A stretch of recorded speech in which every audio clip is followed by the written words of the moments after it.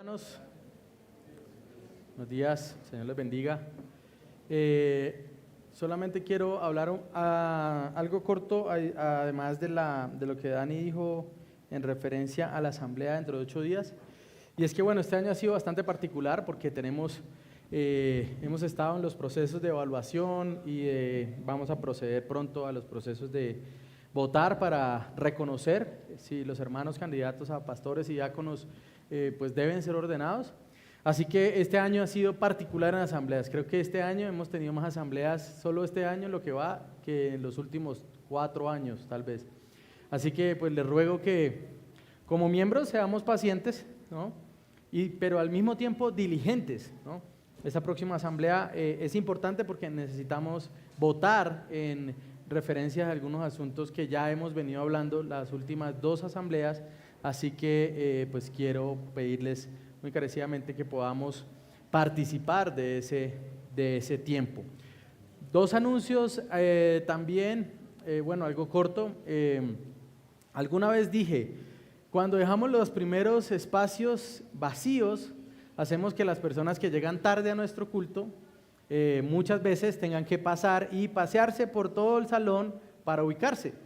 Así que si bien no debemos llegar pues tarde a nuestro servicio, sabemos la hora de inicio, tengamos misericordia con las personas que por alguna circunstancia o providencia llegan tarde al servicio y hagámonos lo más adelante posibles, ¿no? Para poder tener un buen tiempo. Así que voy a poner acá mi cronómetro para empezar.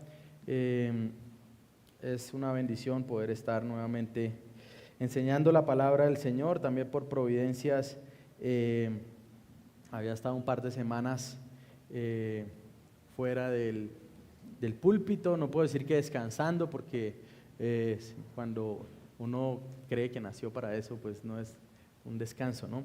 Pero gracias a Dios sí se puede cobrar un poco más de ánimo. Bueno, mi hermano Dani ya oró, así que voy a comenzar el sermón del día de hoy. Quiero que vayamos a 1 Timoteo, comenzar a terminar la carta a Timoteo que hemos estado predicando hace algún tiempo, y voy a estar predicando 2 versículos, verso 1 y 2, aunque quiero que leamos hasta el verso 10, porque todo eso hace parte, digamos, de una gran sección. Dice la palabra del Señor: todos los que están bajo yugo como esclavos, consideren a sus propios amos como dignos de todo honor, para que el nombre de Dios y nuestra doctrina no sean blasfemados.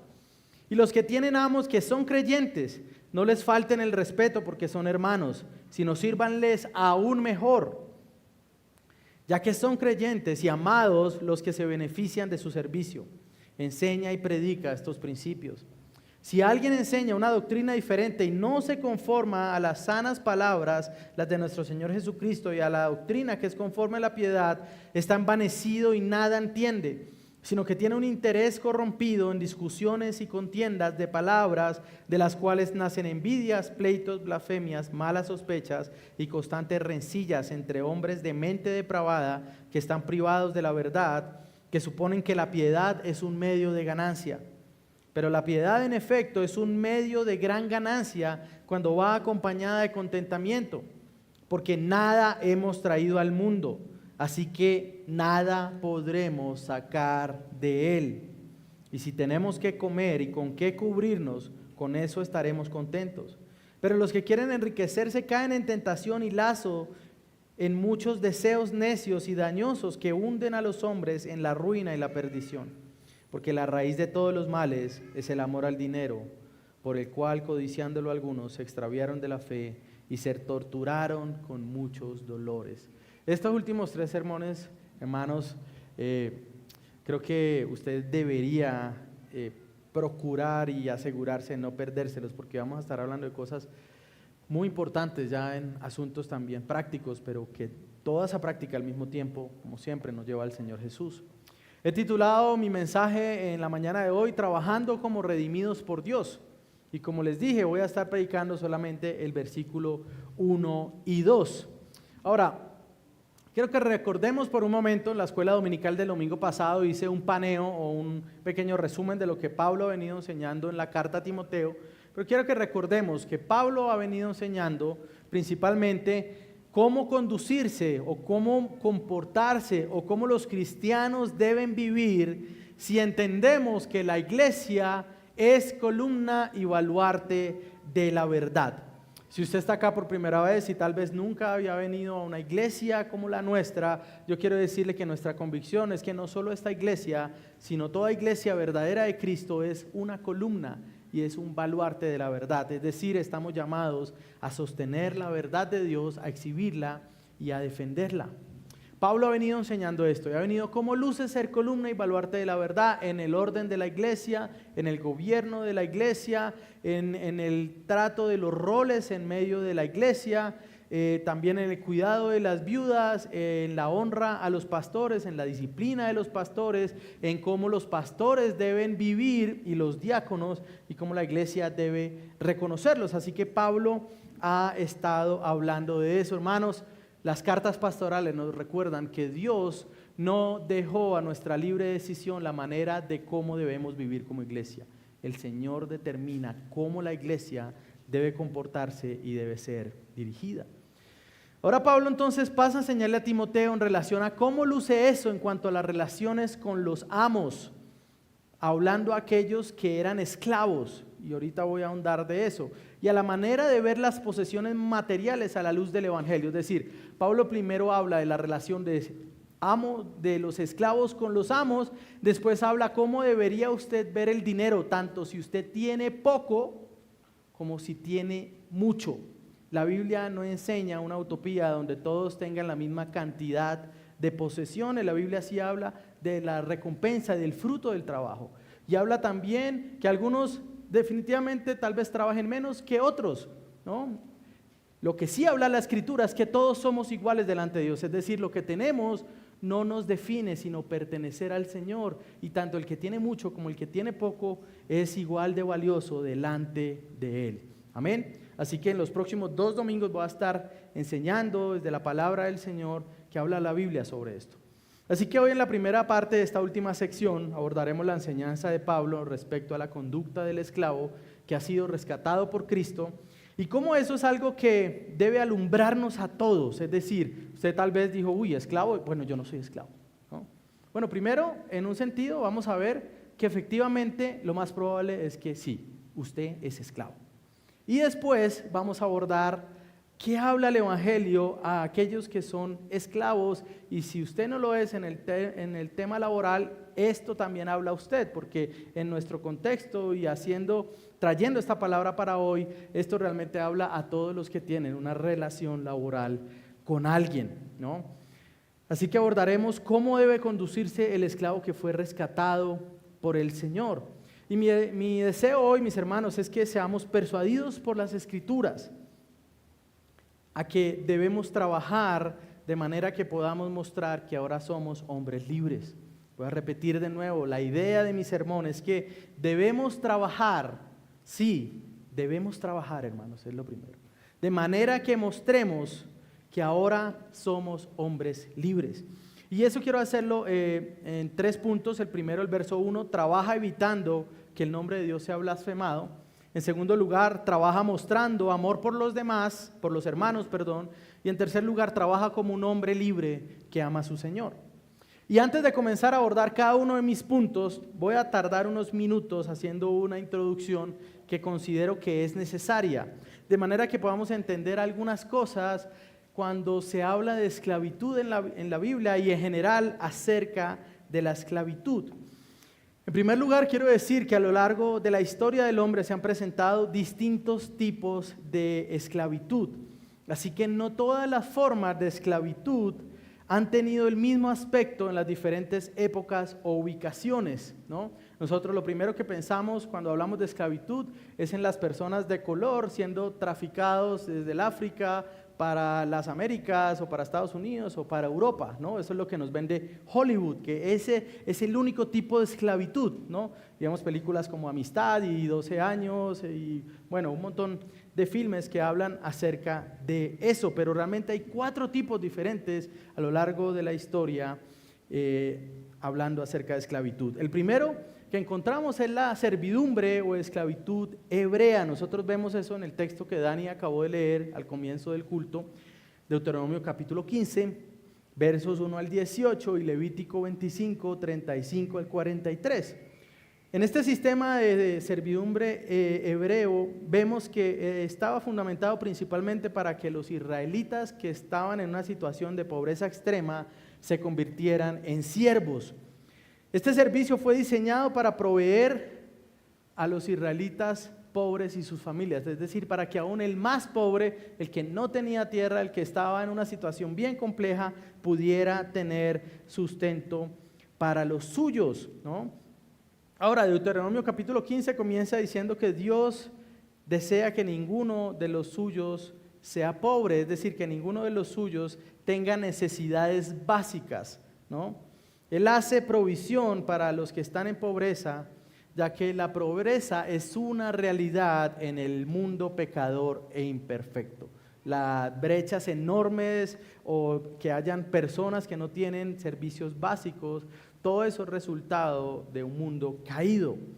Así que en cuanto a esto debemos decir que el Antiguo Testamento muestra cómo Dios regula una práctica que ya existía. Es decir, como vamos a ver en un rato, la esclavitud no es establecida por la Biblia, es decir, la Biblia no es, el Señor no es el que dice, bueno, estos hombres van a ser libres y estos son esclavos. De hecho, Génesis habla desde que Dios creó solamente hombre y mujer. Dios establece la relación matrimonial en Génesis, establece la necesidad de trabajar, pero crea a todos los hombres, todos iguales, porque son imagen y semejanza con el mismo valor. Así que la manera como Dios regula o manda a su pueblo en cuanto a esa práctica, busca mostrar misericordia para aquel quien se viera en la necesidad de hacerse esclavo. Las condiciones de la esclavitud, como muestra Deuteronomio 15, eran particulares y distan abismalmente de lo que a veces tenemos en mente por esclavitud. Es decir, alguien pobre a veces tenía o se veía en la obligación de venderse a sí mismo como un esclavo. Pero vamos a ver eso que implica. De igual manera, alguien que tuviera una deuda que no pudiera pagar, también a veces tenía que entregarse como esclavo. Pero lo primero que habla Deuteronomio 15 en cuanto al periodo es que esta esclavitud tenía un periodo máximo de 6 años. Es decir, nadie en Israel era esclavo por más de 6 años. Y al final de ese año, en el año 7, ellos eran librados. Número 1, habiendo pagado toda su deuda, y número 2, no solo eran librados así, sino que sus amos estaban en la obligación por la ley de Dios de enviarlos con una buena provisión y sustento, ¿no? En ocasiones también nosotros vemos que la relación entre amo y esclavo era tan cercana y tan buena que algunos esclavos decidían quedarse en casa de su amo por amor, como esclavos ahora por decisión. En ese caso, ¿qué era lo que hacían? Como está en Deuteronomio 15, horadaban la oreja y hacían un pacto con su amo, ¿no? Ahora, en cuanto al trabajo, se describe a los hombres esclavos como aquellos que trabajaban el doble de un jornalero normal. Esto se debía, entre otras cosas, a que el esclavo vivía en el territorio de su amo, es decir, el esclavo no se iba a la casa al final de la jornada, él vivía allí, entonces podía también trabajar más. Hasta acá, la palabra esclavitud, aunque siempre va a ser difícil, puede este tipo de esclavitud ser superior o mejor a lo que tal vez muchos de ustedes viven. Algunos de ustedes permanecen atados a un trabajo por mucho más de 6 años y al final de esos 6 años no salen sin deudas y no salen con una gran provisión, ¿cierto? Pero además de eso, este tipo de esclavitud, recordemos, los esclavos también tenían que guardar el día de reposo. Y eso también nos deja a algunos de las personas que viven hoy día tal vez en una condición inferior a los esclavos hebreos. Era obligatorio que los esclavos guardaran el día del Señor. Pero además de eso, ellos también tenían que guardar las fiestas judías. 7 fiestas judías en el año, que en total sumaban 25 días, 14 de los cuales eran fiestas seguidas. Es decir, en el año habían fijo 14 días seguidos que ellos no tenían que trabajar. Y además de eso, 11 días más, y además de eso, todos los Shabbat los esclavos no tenían que trabajar. Nuevamente, hermanos, parece que la esclavitud hebrea es mejor que los trabajos que algunos puedan tener, ¿no? Ahora, en cuanto a esto, ese es el primer tipo de esclavitud que encontramos. En segundo lugar, la esclavitud romana. Estaba el imperio romano sostenido sobre una economía de esclavos. Se dice que aproximadamente 50 o 60 millones de personas en el imperio romano eran esclavos. Es decir, tal vez más que los habitantes que tiene Colombia. 1 de cada 3 habitantes del imperio era esclavo. Ahora, dentro de esa esclavitud romana hay diferentes prácticas en esa esclavitud. Algunos simplemente eran llamados esclavos, pero eran empleados que hacían diferentes tipos de trabajos. Es decir, habían esclavos que eran maestros, esclavos que eran artesanos, gerentes, cocineros, e incluso habían funcionarios del imperio romano que tenían ese estatus social de esclavo. Muchos esclavos también al mismo tiempo eran dueños de otros esclavos. También es importante reconocer que la esclavitud romana no se basaba en un origen étnico o en el color de piel, al igual que la esclavitud hebrea. No se trataba de que usted fuera una persona de color o que no lo fuera, se trataba de un estatus económico y social. Algunos se hacían esclavos para conseguir la ciudadanía romana, es decir, decía, me voy a vender como esclavo porque quiero ser ciudadano romano, eso me va a costar, así que voy a entregar mi vida como esclavo. En esos casos, la esclavitud era beneficiosa para las personas más pobres, brindaba seguridad y estabilidad a los esclavos en el lugar donde estaban. También había oportunidades más allá de la esclavitud. Muchos se liberaban después de los 30 años de edad, ya que eran capaces de mantenerse a sí mismos en ese momento.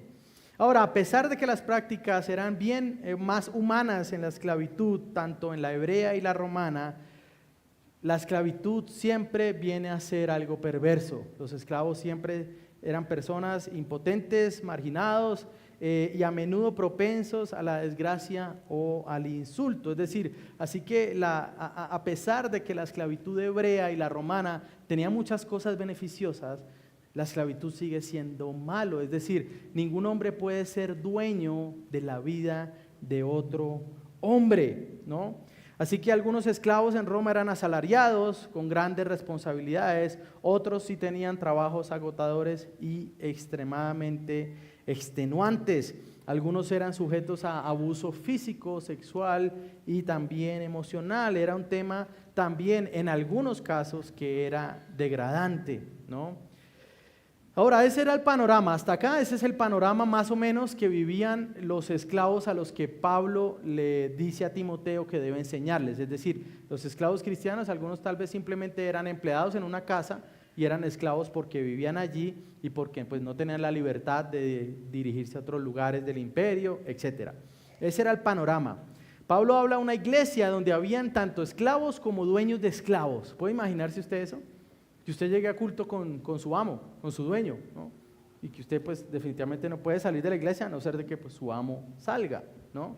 Había ese tipo de relaciones sociales aún dentro de la iglesia, pero el mismo Pablo escribió unos años antes, en Gálatas 3, 28 y 29, que ya no había esclavo ni libre.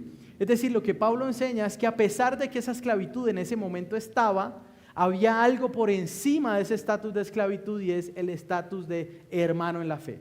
Es decir, a pesar de que yo era empleado, siervo o esclavo de una persona, éramos iguales delante de Dios y teníamos que tratarnos de esa manera. No hay esclavo ni libre, todos somos iguales, herederos de Abraham y herederos del Señor. Ahora, el tercer tipo de esclavitud es la servidumbre por contrato. Y eso pasó mucho en Estados Unidos. Algunas personas para pagar el viaje para llegar a Estados Unidos se vendían a sí mismos como esclavos, se daban como sirvientes, aceptarían trabajar en ciertos hogares, en roles de aprendiz que podían pagar suficiente para pagar su deuda para viajar a Estados Unidos, ¿no? Interesante esa esclavitud, ¿no? Quiero ir allá, no tengo cómo ir, pero bueno, voy a irme como esclavo, ¿no? Voy a firmar algo por tanto tiempo para asegurarme que yo pueda acceder a ese nuevo tipo de vida, ¿no? La esclavitud relacionada con la trata de esclavos africanos, ese era el tipo más nefasto y terrible de esclavitud que se dio en los siglos XVIII y XIX. Millones y millones de africanos fueron comercializados y vendidos en toda Europa, transportados en condiciones crueles. De esto sí sabemos un poco más por Hollywood, sometidos a duras condiciones, abuso físico, abuso sexual y tortura, ¿no? Así que esos eran los 4 tipos de esclavitud que han aparecido a lo largo de la historia. ¿Y qué deberíamos afirmar referente a la esclavitud y a lo que enseña la Biblia? Primero, la esclavitud en todas sus formas es el resultado del pecado del hombre. Génesis 1 y 2 habla de una distinción entre hombre y mujer, no de esclavos y hombres libres. Podemos afirmar también que Dios en misericordia se mueve a regular una institución creada por los hombres como resultado del pecado para mostrar misericordia. Es decir, lo que hace Dios es regular en una institución que hacen los hombres y muestra misericordia a los suyos. En tercer lugar, que al dar instrucciones sobre la esclavitud, la Biblia muestra la gracia de Dios, pero que de ninguna manera avala, manda o aprueba la esclavitud. También debemos decir con mucha tristeza y mucho dolor que a lo largo de la historia es verdad que algunos cristianos, aún verdaderos cristianos, interpretaron de manera errada algunos pasajes de la Escritura y los usaron para justificar poseer esclavos, sobre todo en el siglo XVIII y XVIII más que todo en Estados Unidos. Algunos buenos hombres, algunos hombres con una doctrina sólida, interpretaron mal pasajes y justificaban tener esclavos negros en Estados Unidos. Pero al mismo tiempo debemos también reconocer que la Biblia, al enseñar que todos los hombres son iguales, imagen de Dios, y al enfatizar en el Nuevo Testamento que todos son igual de valiosos, lo que hace la Biblia es poner el fundamento sobre el cual cristianos como William Wilberforce lucharían para abolir la esclavitud. Si usted quiere conocer un poco de cómo los cristianos influyeron para abolir la esclavitud, usted puede ver una película que se llama Sovereign Grace, si no estoy mal, igual puedo enviarle después el nombre, donde habla de la vida de William Wilberforce, que era discípulo de John Newton, el que escribió Sublime Gracia, creo que se llama la película. Y John Newton, siendo cristiano, era traficante de esclavos desde el África hacia los Estados Unidos. Pero en uno de esos viajes en barco, John Newton está al borde de la muerte. Dios zarandea el barco en el que va con los esclavos. Este hombre cae de rodillas, se arrepiente delante del Señor y transforma su vida cristiana y la ajusta a la luz de las Escrituras. Y en ese proceso él viene a ser uno de los que enseñó a William Wilberforce, que fue una de las figuras más importantes para anular la esclavitud. Hermanos, si la Biblia no enseña, si no tuviéramos la base de que el hombre es igual de valioso, no habría una razón para haber peleado en contra de la esclavitud, y no habría razón hoy para pelear en contra de la esclavitud. La esclavitud sigue hoy día. La prostitución es una forma de esclavitud, ¿no? Por ejemplo, ¿no? Ahorita que pronto se va a estrenar la película Sound of Freedom, habla de eso. La esclavitud, la trata de personas, la trata de niños, todas estas personas que tratan con las personas que quieren migrar a Estados Unidos, por ejemplo, los coyotes que cobran un montón de dinero para que esta gente atraviese todo Centroamérica, llegue a Estados Unidos y los pongan como esclavos a trabajar 18, 19 o 20 horas para acceder a un mejor futuro, entre comillas. A veces algunos tipos de decisiones así pueden también caer en un tipo de esclavitud, ¿no? Podríamos decir entonces que cuando hablamos, otra cosa es que Apocalipsis, cuando nosotros vemos en Apocalipsis 20 al 22, no se habla en ninguna manera de esclavitud. Lo que se habla es que no habrá más llanto ni dolor, no habrá angustia, no habrá este tipo de tratos diferentes. Esta nueva tierra y estos nuevos cielos mostrarán finalmente y de manera plena que definitivamente todos los hombres somos iguales delante del Señor. Así que Pablo escribe la esclavitud como un yugo, porque definitivamente es algo difícil, ¿no? Y podríamos definitivamente poner un paralelo, sobre todo de los 3 primeros tipos de esclavitud, en algunos casos tristemente en los 4, con las relaciones laborales que hoy sostenemos en nuestro tiempo. Así que hablar de lo que se debe enseñar a los esclavos cristianos, al enseñar esto deberíamos recibir estas palabras como dirigidas también para nosotros, porque en ninguna manera somos servidores e incluso algunos podrían estar viviendo dentro de una forma de esclavitud de las descritas anteriormente. Tal vez usted me diga, pastor, yo soy un hombre libre, listo, los créditos que tiene con el banco le impiden renunciar esta misma tarde, dígame si no, ¿no? Entonces algunos viven esos tipos de esclavitud moderna, ¿no? Donde por perseguir sus sueños y cosas que tal vez Dios ni siquiera nos manda a perseguir, tienen que atarse con grillos invisibles para mantenerse corriendo tras el viento y tienen que sujetarse a algún tipo de esclavitud moderna. Así que sí, hermanos, este texto también es para nosotros. Incluso personas de clase alta, adinerados, viven como esclavos en sus trabajos. Creen que son libres porque pueden hacer algunas cosas que el resto no puede hacer. Pero al final sus deudas pueden atraparlos y pueden destruirlos, mostrándoles que nunca lo fueron. En un sentido entonces, hermanos, la mayoría de los hombres, o podríamos decir que todos, son esclavos. O tal vez usted tenga lo que algunos persiguen, ¿no? La libertad financiera. Pero aún así puede que usted sea esclavo del pecado. Así que teniendo todo eso en mente, hermanos, ahora pasemos a ver cómo Pablo llama a los esclavos, a que los esclavos vivan en relación a sus amos. En primer lugar, versículo 1, trabaja evitando que el nombre de Dios sea blasfemado. Dice, todos los que están bajo el yugo como esclavos, consideren a sus propios amos como dignos de todo honor, para que el nombre de Dios y nuestra doctrina no sean blasfemados. Mis hermanos, Pablo escribe nuevamente una iglesia donde hay esclavos y problemas con los amos. Ahora, Pablo había escrito y había dado otras instrucciones en Efesios, en Tito y a los Gálatas acerca de esto, y esto lo vamos a ver un poco más adelante. Hermanos, toda nuestra vida es una vida espiritual. Toda nuestra vida debe reflejar la doctrina, la enseñanza que nosotros hemos creído. Así que cuando Pablo habla de esta esclavitud, o en nuestro caso del trabajo, la indicación de Pablo es sencilla. Consideren a sus amos, en nuestro caso a nuestros jefes, como dignos de honor. El propósito de esto, ¿cuál es? Que el nombre de Dios sea blasfemado. Es decir, hermano, tal vez usted esté en un lugar de trabajo donde no es lo que más le gusta hacer, no es lo que usted cree que merece hacer. Todos creen que merecen ser gerentes o ser, ¿no?, tener posiciones muy altas. Pero si usted tal vez todavía no está allá y usted tiene amargura en su corazón, lo primero que enseña la Escritura es que la manera como usted vea su trabajo y como lo realice muestra cuál es la doctrina o la enseñanza que usted cree. El nombre del Señor no debe ser blasfemado. Y acá le doy una máxima del Evangelio. ¿Cómo deben trabajar los cristianos? Como cristianos. ¿Cómo debemos trabajar los cristianos? Como cristianos. Es lamentable cuando personas que no son cristianas trabajan o son jefes de hombres creyentes y deben decidir despedirlos por su irrespeto a las autoridades o por su negligencia en su labor. Pastores, que yo solo me sujeto al Señor. Por eso, si te sujetas al Señor, entonces debes sujetarte a aquel que es tu jefe.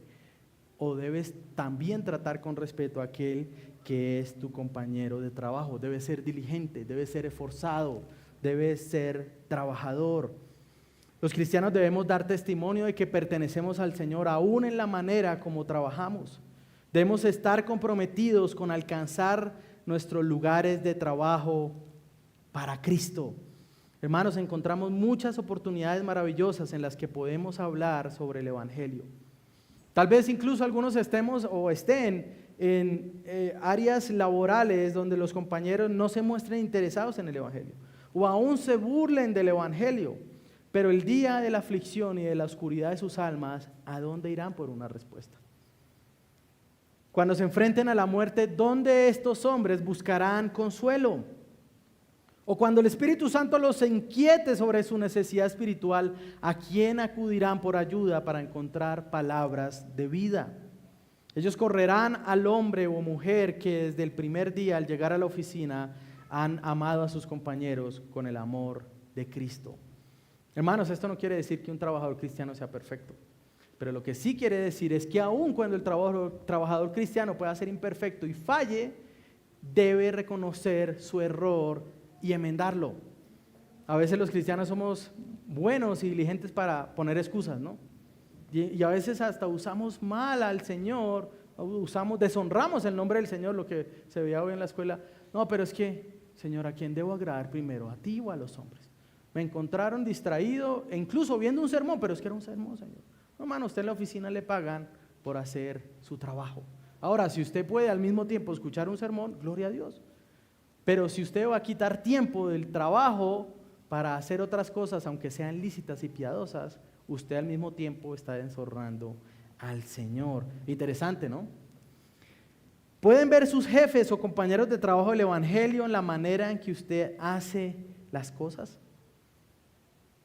¿Qué dirían ellos cuando usted le predique por primera vez? Uy, me toma por sorpresa que usted sea cristiano, porque siempre llegas tarde al trabajo, porque nunca entrega los entregables el día que debes hacerlo, porque sus presentaciones pues son nefastas, ¿no? Usted en su hoja de vida dice que usted hace esto y lo otro, pero realmente a la hora de la verdad, pues parece que eso fuera como hoja de vida de senador, ¿no? Con puras mentiras y fantasías, ¿no? Hermanos, nosotros tenemos que trabajar como cristianos. Ahora podríamos preguntar, ¿cómo debe verse el evangelio en mi trabajo? Tito capítulo 2, más adelantico, versículo 9, para ampliar un poco más. Exhorta a los siervos a que se sujeten a sus amos en todo, que sean complacientes. Escuchen esto, hermanos, memorices este verso. No contradiciendo, no defraudando, sino mostrando toda buena fe, para que adornen la doctrina de Dios nuestro Salvador en todo respecto. ¿No? ¿Cómo adornamos nuestra doctrina? En un sentido, siendo buenos trabajadores. ¿Qué enseña Tito? Sujeción a sus autoridades, respeto en la manera de responder al que nos manda. Hermanos, estamos en una sociedad y sobre todo, tristemente, algunas de las últimas generaciones son más adversas a la autoridad. Dice las estadísticas que el 51% de nuestros muchachos está creciendo sin padre o sin madre. Esto quiere decir que no ha conocido autoridad. Algunos incluso que tuvieron padre o madre los tuvieron ausentes. No saben qué es recibir una indicación o una orden. Por lo tanto, siempre que la reciben, tienen una respuesta tosca. Hermanos, nuevamente le doy una noticia. Dios ha establecido que algunas personas estén en autoridad. Y autoridad no es igual a autoritarismo. Algunas personas creen que por recibir una orden o una indicación en su trabajo por la persona que ha sido designada para hacerlo, usted está siendo víctima de autoritarismo. Oh, pero es que me ofendieron en lo profundo. ¿Cómo se le va a ocurrir decirme que llegue a las 7 de la mañana, hermano? Su contrato de trabajo dice que llegue a las 6. Le están dando una cosa. ¿Por qué usted protesta por eso? Hermanos, tenemos que trabajar como cristianos. No defraudando, es decir, no haciendo nada deshonesto. Eso puede incluir no robándole tiempo a la empresa. De manera que adornemos la doctrina. Efesios capítulo 6, verso 5 también habla de trabajar con obediencia y sinceridad de corazón, ¿no? No como el que quiera agradar al ojo del hombre, sino como aquel que quiere agradar al Señor. Voy a leer rápido Efesios capítulo 6. Siervos, obedezcan a sus amos en la tierra con temor y temblor, con la sinceridad de su corazón, como a Cristo, no para ser vistos como los que quieren agradar a los hombres, sino como siervos de Cristo, haciendo de corazón la voluntad de Dios. Sirvan de buena voluntad como al Señor y no a los hombres, sabiendo que cualquier cosa buena que cada uno haga, esto recibirá del Señor, sea siervo o sea libre. Hermanos, nosotros no somos buenos trabajadores delante de los jefes cuando nos están supervisando. Nosotros somos buenos trabajadores porque estamos delante de Dios. José cuando estuvo tentado por la esposa de Potifar para tener relaciones sexuales con ella, ¿qué fue lo que dijo? No, porque es que de pronto alguien entra, ¿no? No, él dijo, ¿cómo haré yo este mal y deshonraré al Señor delante del cual yo estoy? Hermanos, queremos ser buenos trabajadores porque estamos viviendo delante de Dios. Y Él nos manda que todas las cosas los hagamos como para Él. Obediencia. No somos obedientes tampoco para tener un beneficio. No somos obedientes porque estamos buscando un aumento o un ascenso laboral. Pero al mismo tiempo eso puede venir como resultado de que usted trabaje como cristiano, ¿no? Si usted llega temprano a su trabajo, si usted recibe las órdenes que le dan con gozo y usted las lleva a cabo, ¿quién va a ser primer candidato para que usted reciba un ascenso o tenga un aumento? Muy probablemente usted. No hay que ser ingeniero de la NASA para darse cuenta de esas cosas. Porque todo lo bueno que hagamos recibiremos del Señor. Nuestra esperanza no está en que el jefe nos trate mejor, hermanos. Yo sé que es trabajar con un jefe pagano con todas las letras mayúsculas. Yo lo sé.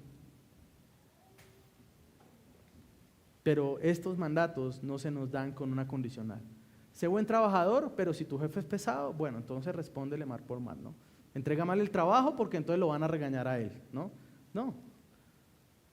Es sin condición, porque lo hacemos como ¿para quién? ¿Para quién? Como para el Señor.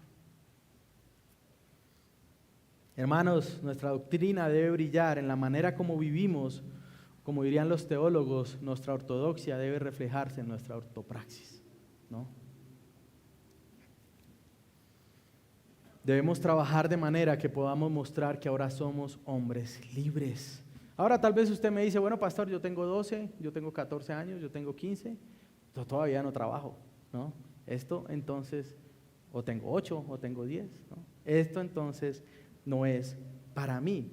Bueno, hermano, todos los hombres nos dedicamos a algo. Si usted no tiene un trabajo formal, usted tiene una labor por hacer. Si usted es un muchacho o un joven, usted tiene una labor para hacer. ¿A qué usted se dedica? ¿No? Los creyentes que están estudiando en colegio o universidad también deben reflejar a Cristo en todo lo que hacen. Deben utilizar aún oportunidades para compartir el evangelio donde estemos. Universitarios, jóvenes en el colegio, para mí no había nada mejor en la universidad después del tercer semestre, que fue cuando me convertí, que en alguna materia dijeran, vamos a hacer unas exposiciones, un trabajo de investigación, tema libre. O sea, sí, lo puedo hacer, puedo hablar del evangelio, de alguna manera puedo conectar lo que estamos estudiando con el evangelio y presentarlo. Sí, sabía, tal vez todos se iban a burlar, tal vez incluso el profesor se iba a burlar, pero yo tenía que hacer lo que tenía que hacer. Y así deberíamos ver, no porque yo sea mejor o superior, no. Pero cuando tenemos esa convicción, el Señor debe llevarnos a eso. Tal vez es la única oportunidad que ellos tengan para escuchar del Señor, ¿no? Respetar y honrar a sus maestros, respetar y honrar a sus padres, obedecer de una buena manera y con gozo, estudiar con integridad como delante de Dios. Y jóvenes, los que están en el colegio, en la universidad, se les ha dado un tiempo difícil para hacer esto. La inteligencia artificial hace que sea más difícil, ¿verdad? Hace que sea más difícil. Aún en mi época, 2 o 3 frases que se encontraran en internet de una manera similar podían ser causa de expulsión de la universidad. Y ahora escuché que algunas universidades incluso ya pusieron porcentajes. Bueno, que más del 30% no se ha copiado o no se ha traído del internet. ¡Wow! Es un momento difícil para guardar la integridad en esos espacios. Timoteo entonces instruido por Pablo de manera que pueda abordar las difíciles o las dificultades que puedan presentarse en los cristianos que son esclavos. De manera que como de la forma en que sirven a los esclavos, a los amos, puedan abrir una puerta de oportunidad para hacer brillar el evangelio o incluso poder traer sus amos al Señor. Deberíamos poder mostrar el evangelio de tal forma, incluso a los que están por encima de nosotros en el trabajo, que cuando les predicamos el evangelio podamos tener esperanza de que ellos puedan aceptar. Ahora, la salvación depende del Señor. Pero si usted da mal testimonio en su trabajo, usted sabe que cuando le predique a su jefe, ¿qué va a hacer? Tal vez se va a reír, se va a lamentar por la iglesia donde usted asiste, ¿no? Y si usted dice que es servidor en su iglesia, él va a decir, uy, por iglesia, no. Si es acá como es allá, difícil, ¿no? Esos problemas no solo se presentaban, tal vez alguien diría, bueno, pero como trabajaban con paganos, ¿no? Pero esos problemas también se presentaban al ser esclavos de hermanos en la fe. Versículo 2, y este es mi segundo punto, trabaja mostrando amor por los hermanos. Y los que tienen amos que son creyentes, no les falten el respeto porque son hermanos, sino sírvanles, ¿qué dice ahí? Aún mejor, y mejor en griego también es mejor, aún mejor. Ya que son creyentes y amados los que se benefician de su servicio. Enseña y predica estos principios. Trabaja mostrando amor por los hermanos. Pablo ahora pasa de las relaciones de amo y siervo con un pagano, entre un pagano y un cristiano, a las relaciones de amo y siervo entre dos creyentes, ¿no? O lo que podríamos traer a nuestro contexto entre jefe y empleado. ¿Qué hago entonces si mi jefe es cristiano? ¿Qué hago si mi jefe es cristiano y también asiste a la misma iglesia donde yo estoy? ¿Cómo debería tratarlo? Bueno, ahora somos más cercanos. Comemos en todos los ágapes, vamos a las asambleas, ¿no? Eso me da entonces unos pequeños permisillos, ¿no? Es difícil esto, ¿no? Hay una motivación mayor. En Éfeso habían habido problemas. Algunos amos cristianos habían visto que sus esclavos se rebelaban o los trataban de manera irrespetuosa para referirse a ellos, o incluso cuando recibían órdenes. Pero ahora ellos, como entendían que estaban unidos a Cristo, esto los llevaba a que de manera pecaminosa usaran eso para irrespetar a los hermanos en la manera en que les servían. En algunos espacios de trabajo usted se dirige a su jefe por su profesión, ¿no? Ingeniero o abogado o bueno, no sé, en otros ámbitos laborales diferentes que, digamos, estándares hay de comunicación. Hermanos, respetémoslos. Sin importar que sea nuestro hermano amado, eso no va a hacer que ya no seamos hermanos ni que seamos menos valiosos. Listo, ingeniero, tiene razón. Bueno, jefe, listo. ¿A qué hora lo tiene? ¿Qué necesita? ¿Cómo puedo servirte? ¿No? Ahora, en la iglesia, claramente, pues ya no tiene que decirle jefe en la iglesia, ¿no? Pero tiene que haber una relación que muestre amor entre ustedes y amor por el Señor. Hay una motivación para no faltarles el respeto. Son hermanos, se debe servir aún mejor, sabiendo que son creyentes, se van a beneficiar de nuestro servicio. ¿Cómo no desear que la empresa de alguien que es hermano mío en la fe avance? Y como yo, que soy su trabajador, no voy a estar gozoso si puedo ayudar para que eso suceda, ¿no? Hermanos, debemos trabajar de manera que podamos mostrar que ahora somos hombres libres, libres de la envidia, ¿no? Pero es que como él es el dueño, pero Dios no debería bendecirlo tanto. Si, al final yo sé que a veces es de mal genio, sí, puede que pase, hermanos. Es muy triste oír decir a un empresario cristiano que no contrata a creyentes para evitar problemas en la relación con los hermanos. Cuando lo que manda la Biblia es que deberíamos trabajar aún con más excelencia cuando nuestros jefes son llamados por el Señor también, o son temerosos por el Señor. Tengo un buen amigo que fue quien me predicó el Evangelio, que es empresario en Medellín, y su política es siempre contratar cristianos. Se ha mantenido esa política por 20 años desde que lo conocí.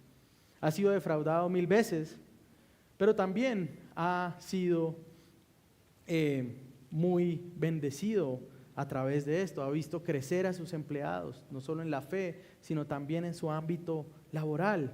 Pero también he trabajado con cristianos que han dado mal testimonio. El caso de Andresito, bueno, ese no es un nombre real, pero lo pongo ahí por si acaso, ¿no?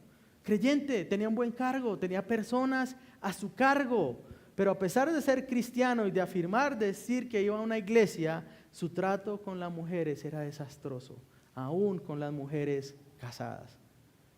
Algunas veces tuve que, en amor, amonestarlo y reprenderlo, porque no podía hacer que alguien que abiertamente en la oficina decía que era cristiano procediera de esa manera.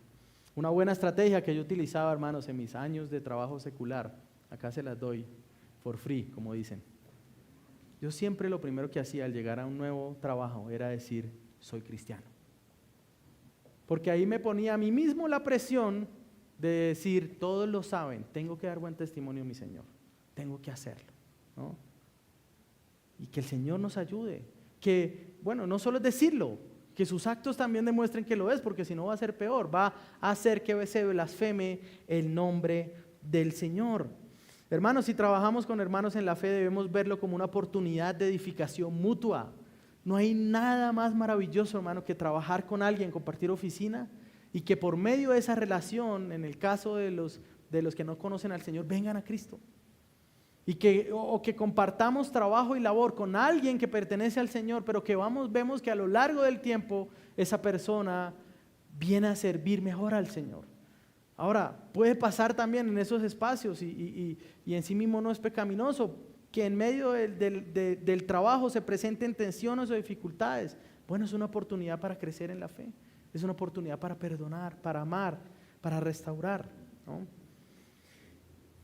Debemos mostrar cuando trabajamos con creyentes que el amor del Señor es lo que nos hace hermanos. No podemos ser menos diligentes cuando tenemos un jefe que nos ama como hermano en la fe. No podría pasar que digamos, bueno, soy responsable, estoy siendo un poco desordenado en mi tiempo, pero como mi jefe es cristiano, él debe mostrar misericordia, ¿no? Bueno, sí, él debe mostrar misericordia y seguro lo va a hacer. Pero si su pensamiento es, yo puedo hacer esto mal porque él me va a perdonar, usted entonces no está atendiendo el asunto.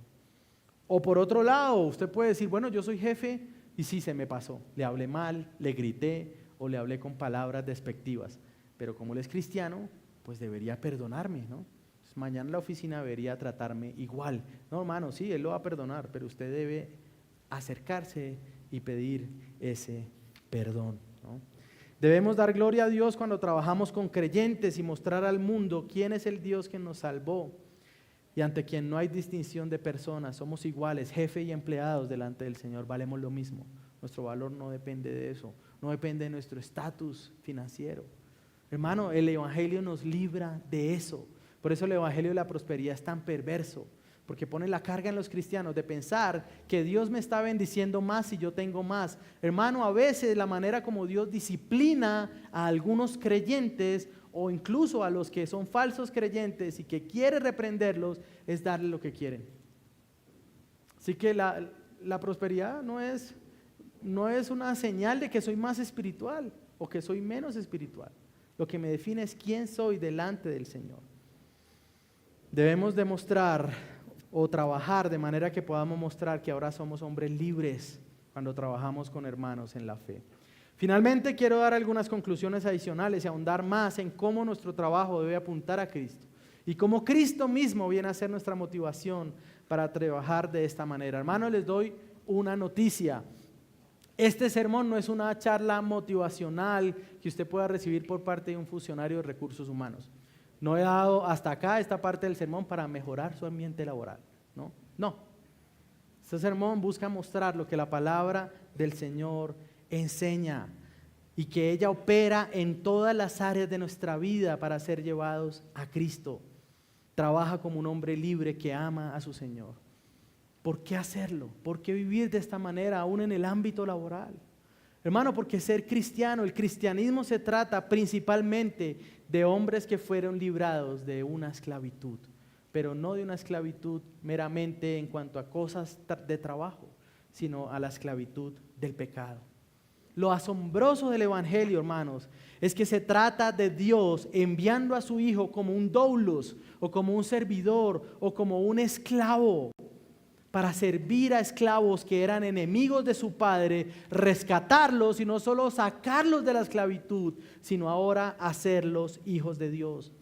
Hermano, el Evangelio se trata sobre el Hijo de Dios viniendo a aprender obediencia como siervo del Padre para llevarnos a nosotros a casa. Juan capítulo 13, el Señor ahí en la última cena, llegan al aposento alto, ¿no? En la tradición judía, siempre en una casa habían esclavos, generalmente. Y el esclavo de menor rango era el que estaba pendiente cuando llegaran visitantes. ¿Por qué? Desierto, arena, ¿no? Sandalias o algunos de otras cosas más, algunos hasta a pie si no tenían los recursos. ¿Qué tenía que hacer ese esclavo? El más bajo. En toda la lista de esclavos, el más bajo era el que tenía que ir y lavar los pies de los visitantes. Juan capítulo 13, los discípulos llegan al aposento alto, ¿no? Antes de la fiesta de la Pascua, sabiendo Jesús que la hora había llegado para pasar a este mundo al Padre, habiendo amado a los suyos que estaban en el mundo, los amó hasta el fin. Y durante la cena, como el diablo ya había puesto en el corazón de Judas Iscariote, hijo de Simón, que lo entregara, Jesús, sabiendo que el Padre había puesto todas las cosas en sus manos y que de Dios había salido y volvía a él, se levantó de la cena y se quitó el manto y tomando una toalla se la ciñó. Luego echó agua en una vasija y comenzó a lavar los pies de los discípulos y a secárselos con la toalla que tenía ceñido. El Señor, el creador del universo, el creador del agua que estaba en la tinaja, el creador de todas las cosas, del barro con la que hicieron la tinaja donde estaba el agua. A hombres pecadores, aún al que lo iba a traicionar, se ciñó. Siendo el creador del universo, se ciñó. Y mostró que él había venido no para ser servido, sino para servir.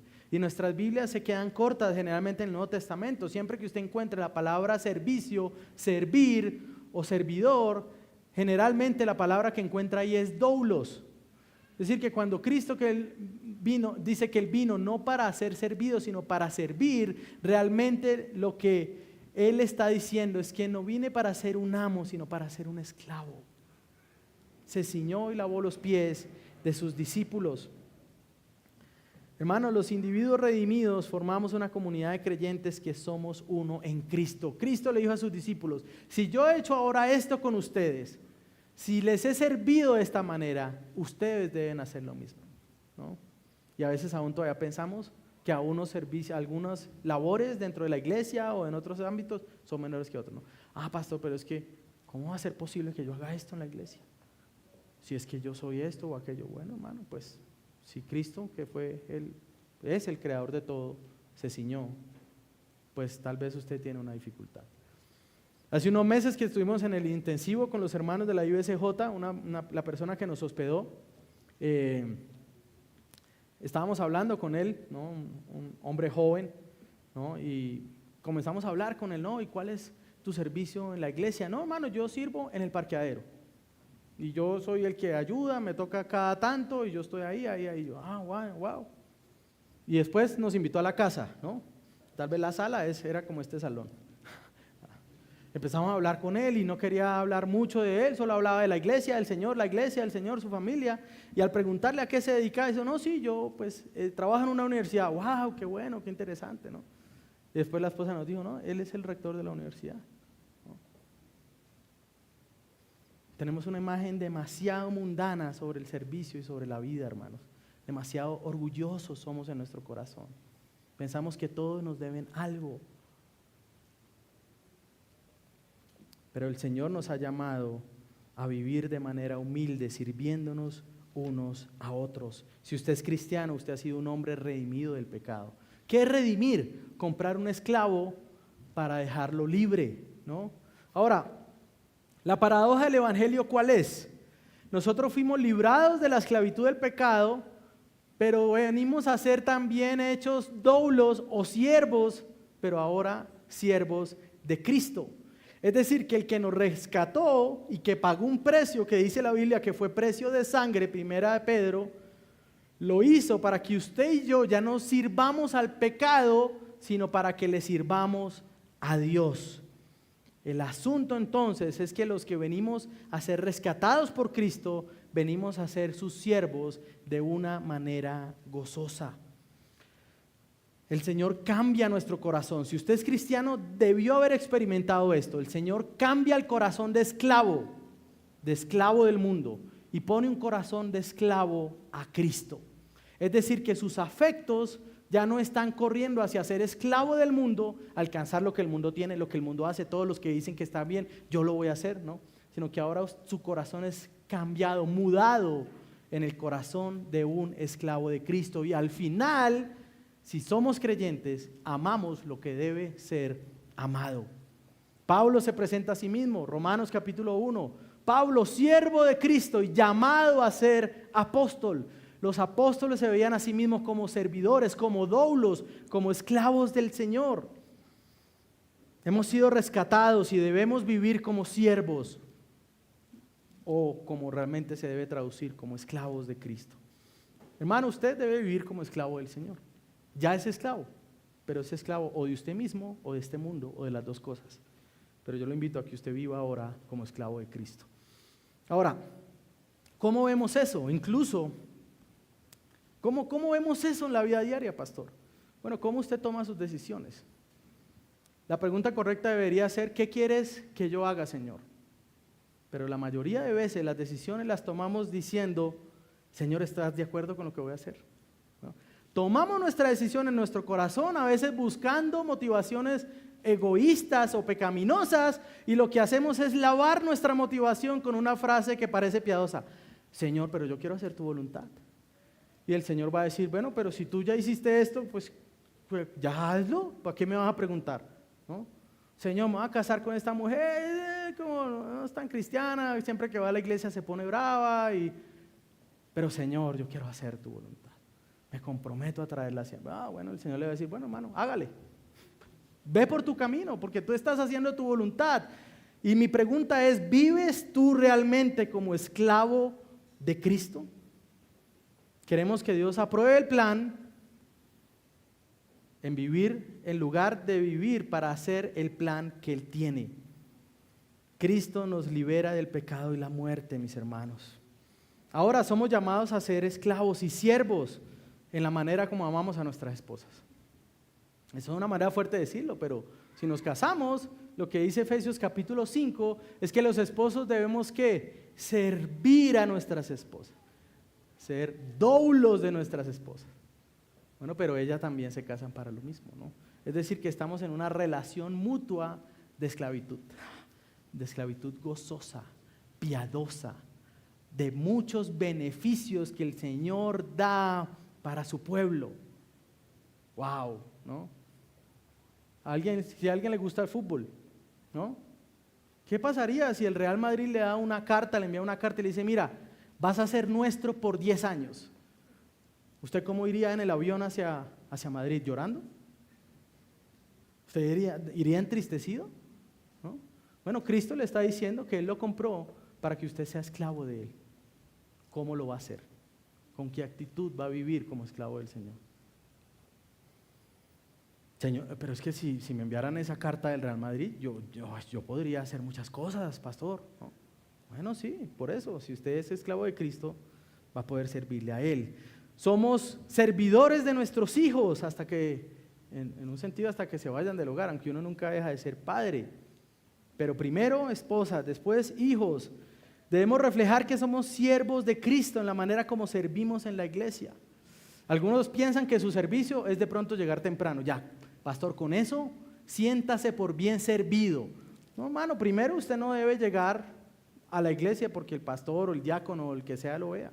Usted debe venir a buscar del Señor porque usted es esclavo de Él, si es que usted fue comprado por Él. Tal vez algunas personas dicen, yo soy del Señor, pero viven como si realmente ellos fueran sus propios amos. ¿Para quién vive usted? ¿Quién es su amo? ¿Es esclavo de usted mismo? Quiero terminar, antes de dar las aplicaciones, con esta historia. Nicolás Ludwig fue conde de Zinzendorf, nació en Dresden, Alemania, el 26 de mayo de 1700. Se crió bajo influencias evangélicas muy estrictas y ya en su adolescencia su espiritualidad se caracterizó por pasión por los perdidos. En 1722 dio albergue en sus tierras a una comunidad de moravos que hablaban alemán, que huían de la persecución por su fe en Cristo. Con ellos este hombre, Nicolás, formó una comunidad cristiana que hasta hoy es conocida como la Iglesia de los Moravos. Desde sus inicios se caracterizaron por estar dispuestos a cualquier parte en el servicio de Cristo por ganar almas. Desde entonces la Iglesia Morava es conocida como la que desarrolló los primeros grupos misioneros evangélicos de los tiempos modernos. Ellos oraban y ayunaban por los perdidos y por personas que fueran por los perdidos, es decir, ellos oraban para ir, pero oraban también por los que iban a ir, oraban por ganadores de almas, por misioneros. Y cuenta la historia que en una ocasión dos jóvenes moravos tuvieron noticias de que en una isla cercana, en el mar Caribe, habían 40,000 africanos que estaban siendo esclavizados. Ellos estaban ahí, eran parte de esa comunidad y les llegó el rumor. En esa isla hay 40,000 africanos que están siendo vendidos todos los días. Nadie puede entrar en esa isla si no es esclavo. Nadie puede entrar en esa isla si no es esclavo. ¿Qué hicieron estos muchachos? Bueno, no, de pronto vamos a enviar unas notas en unas botellas y enviarlas a ver que el Señor obre, ¿no? Lo que hicieron estos jóvenes es que fueron movidos a compasión por esos esclavos.